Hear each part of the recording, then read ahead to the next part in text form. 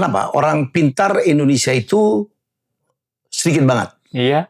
Jadi kalau ada orang bilang, oh, orang Indonesia kan pintar-pintar, kata siapa gitu? Kata siapa? Kita bicara tentang STEM ya, Iya. skor kita PISA gitu, Iya. kemampuan kita matematika rendah sekali. Rendah sekali. Kita hampir juru kunci. Jadi kalau ada orang yang mengatakan orang Indonesia pintar-pintar, kata siapa? Kalaupun ada orang pintar, iya.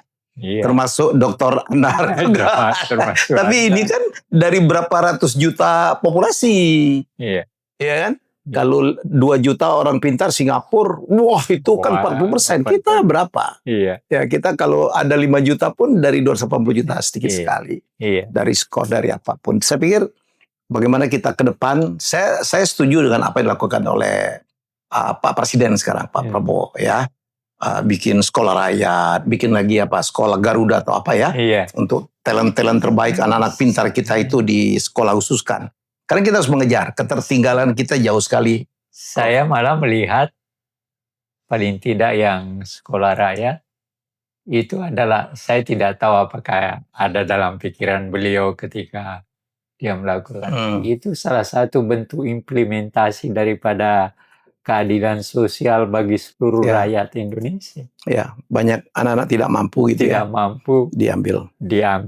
Mungkin kalau saya lahir sekarang saya masuk di situ kali.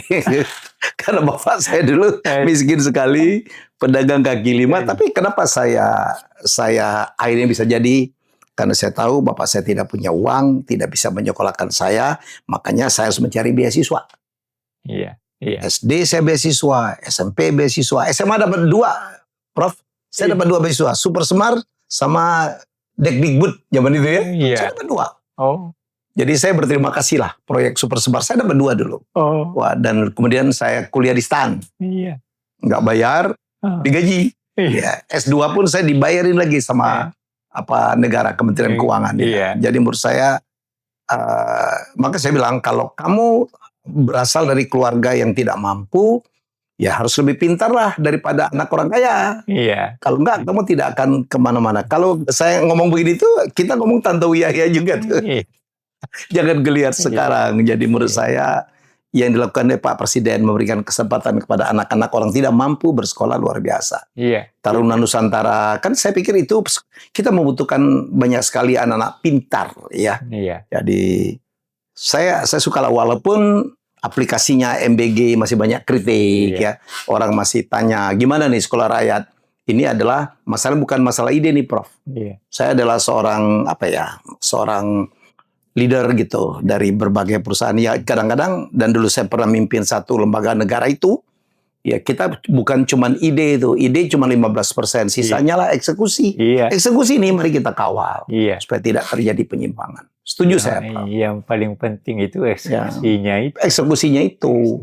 Banyak nyimpang, ada nyimpang. Ya udahlah kita perbaikin lah ya. Sambil jalan. Iya. Nah, saya kira memang apa yang dilakukan dengan pendidikan itu harus, walaupun ada kenyataan tertentu yang tapi ya benar. Ya. Kita tidak akan melangkah. Kita butuh pendidikan lebih banyak dan sebenarnya yang menjadi persoalan besar kita justru itu. Ada satu lagi, Prof. Kemarin saya bicara saya bikin seminar kemarin. Oh iya. Salah satu tamunya adalah sahabat saya, junior saya, Gita Wirjawan. Kami dulu sama-sama di Miami. Oh iya. Ya, jadi waktu saya ngambil S2 di Miami, beliau bekerja di klub NBA Miami Heat sebagai akuntan. Mereka dia MBG untuk supaya kita naikin gizi. Iya. Karena saya nggak tahu, mungkin Prof Anhar lebih tahu ya. Ada dulu kalau kita googling itu, berapa IQ rata-rata orang Indonesia sakit hati kita. Iya. Kita dapat 78 sampai 80. Iya. Walaupun sekarang ada edisi ralatnya tuh. 93, 103, saya nggak tahu tuh. Tapi apapun kita jauh tuh di bawah negara-negara ASEAN, Singapura ya. Jauh. Mereka udah 120-an tuh. Iya. Jadi jauh. Jadi menurut saya kita harus naikin gizi supaya ngurangin stunting yang memakan anggaran besar sekali. 350 atau 370 triliun. Dan tidak ada sesuatu tujuan yang bisa dengan murah. Dan ini butuh waktu lama. Iya. Jadi biaya dan waktu itu harus diperhitungkan betul. Pak Gita itu membuat saya terhenyak kemarin, dia mengatakan, kenapa ya kita tidak memikirkan juga unsur pendidikan yang paling utama, yaitu guru. Iya. Iya. Apa yang kita harapkan tuh? Guru honorer, ada yang masih dibayar 300.000 per Iya. bulan. Iya. 150.000 itu pun dirapel 3 bulan. Iya. Saya dalam seminar selalu, apa yang kita harapkan dari orang yang gajinya itu tidak bisa memenuhi hajat hidup minimalnya. Iya. Pasti dia ngojek lah. Dan dia juga pasti tidak punya waktu untuk capacity building tuh. Iya. Iya. Iya, Pasti. saya bilang kenapa kita nih mikirin gitu. Ya kan kepalang presiden sangat concern ya Iya. tentang rakyat nih. Iya. Guru deh. Iya. Saya begini karena guru. Prof, saya karena guru. Ya kan, menjadi inspirasi saya gitu ya. Walaupun tidak gampang jadi guru sekarang ya. Karena ada. Saya juga guru. Udah, bapak saya guru. Saya guru. Saya juga guru. Saya guru Iya.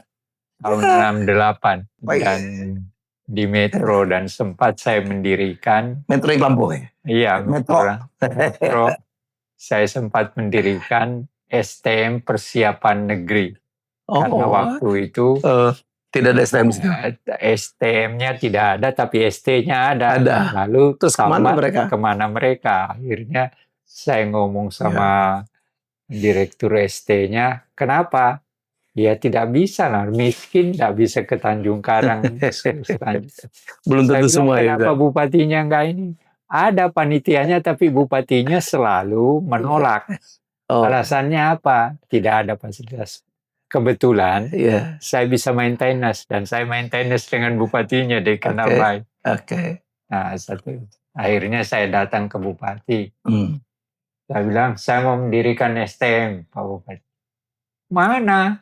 Tidak ada guru, tidak ada gedung. Saya bilang, gedung Anda, SMP itu kalau pagi isi, tapi kalau jam 2 ke atas kan kosong. Kenapa saya nggak bisa dikasih untuk saya gunakan? Kepala PU Anda itu insinyur dari ITB. Kenapa Anda tidak gunakan? Tidak manfaatkan. Akhirnya dia setuju. Tapi marahnya apa? Tahun 70 saya mau melanjutkan sekolah lagi. Ini orang cuma ngusul doang, gak tanggung jawab. Sempat saya perbaiki administrasinya selama setahun. Tapi ya, dan sekarang kaget saya, karena itu adalah sekarang hebatnya yang saya tinggal adalah sekolah pertanian terbaik justru dirubah menjadi sekolah sesuai kebutuhan ya. Iya. SMK dong sekarang ya. SMK pertanian yang terbaik di Lampung. Wow. Jadi Prof, kembali dengan statementnya, usulan jeniusnya dari Gita Wirjawan. Kenapa kita misalnya tidak merekrut guru-guru terbaik, misalnya gajinya dinaikin? Iya.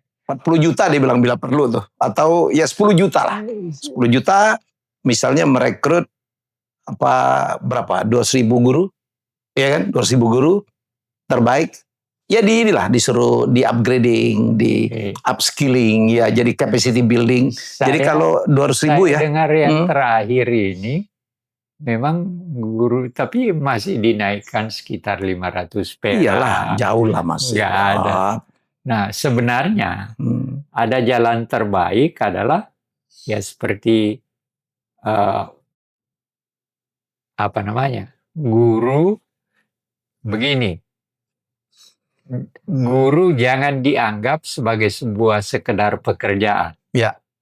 Itu lebih dari sebuah pekerjaan. Ya.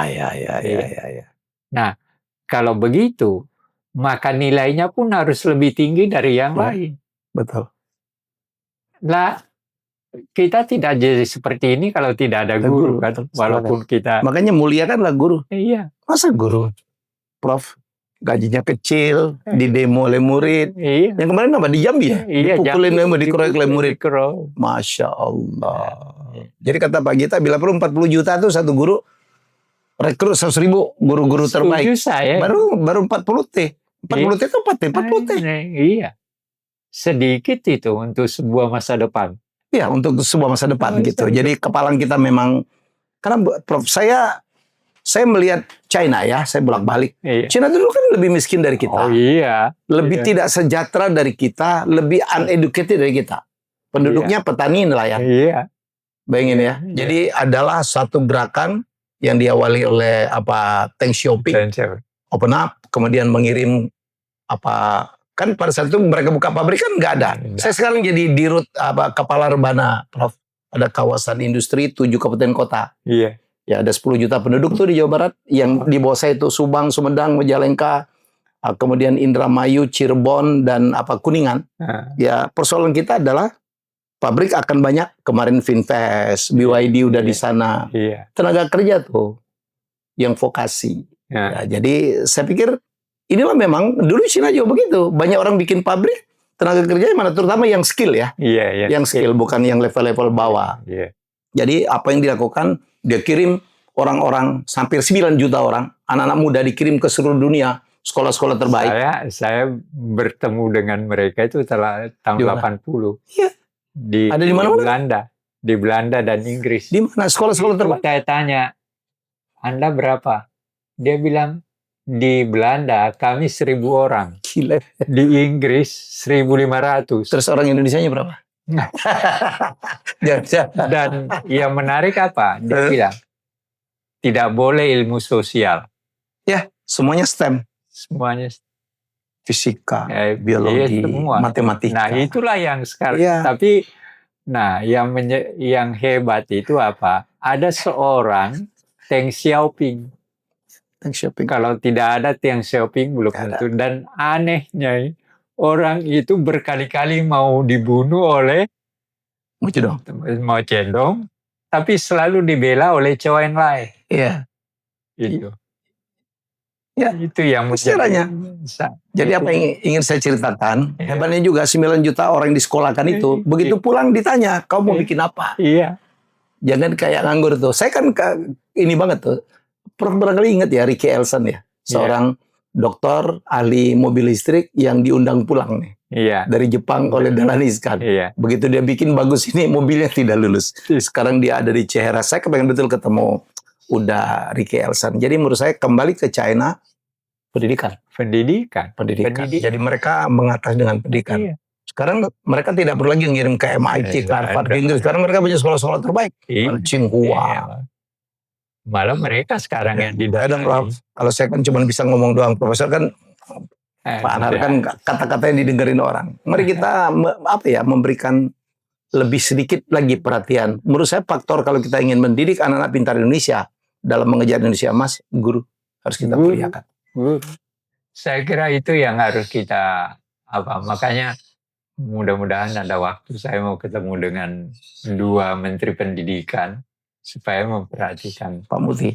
Pak Muti, teman saya juga. Ya, apalagi di Muhammadiyah yang sangat mengagungkan pendidikan dan kesehatan ya. Iya. Jadi ini yang harus dipikirkan.